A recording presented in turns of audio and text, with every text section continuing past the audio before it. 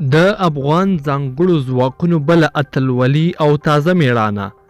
د لوی جرګې باندې د برید کولو ترهګرې څنګه ونیول، چیرته او کله؟ هیله د ویډیو تر پایه راسره وګورئ. درنو لیدونکو السلام علیکم، وخت مو په خیر.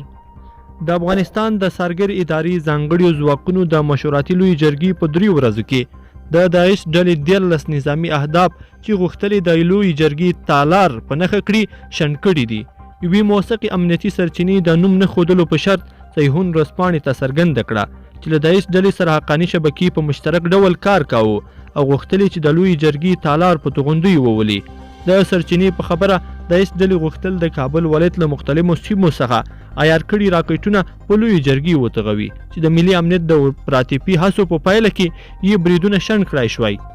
د سرچینې په خبره د یادو اهدافو په تور 8 تنه نیول شوي هم دي.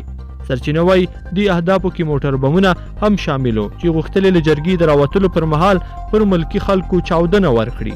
درنو لیدونکو په دې هیله چې د افغان ځواکونو دغه میړانه به مو راسره تر پایه پورې کتلې وي.